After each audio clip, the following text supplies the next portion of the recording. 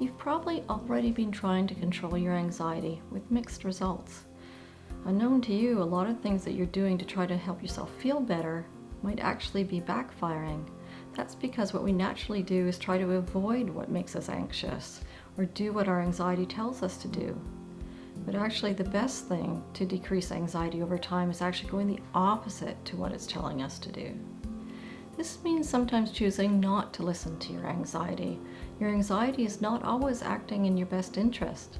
Its main concern is to get you to avoid what you fear and avoid feeling uncomfortable. It's not going to help you discover what's going to bring you real happiness and fulfillment in life. I knew that the more I stayed home with Emily and avoided going out, the harder it would be to leave the house. It was like on one level, I knew it was just my anxiety making me feel so much dread about simple things like going 2 blocks down the road with her in a stroller. But suddenly it just seemed so overwhelmingly scary, even though it didn't make sense. I just kept waking up and hoping I would feel differently. We're human beings, and of course we're motivated to take away distress quickly. The problem is, if we're avoiding things or always distracting ourselves, we're missing out on important learning lessons.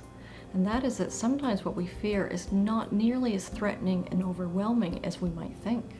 Research suggests the best way to overcome our fears is to slowly but surely face what we fear in a very gradual and systematic way.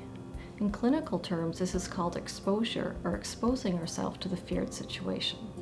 It is by slowly and gradually and intentionally bringing on small little bits of anxiety over and over again that we get to challenge ourselves and really convince ourselves that we can cope. We invite you to look at the section on facing your fears so you can figure a way of putting gradual exposure into your anxiety management plan.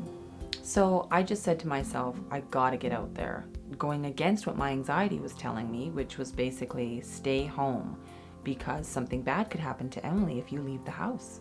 So at first I just literally went around the block, and then it got easier and I was able to go a little further each day, and eventually all the way to the grocery store. I was still pretty anxious, but definitely less so. I knew I couldn't wait for it to feel easy. I had to accept some anxiety and gradually push myself to overcome my fears.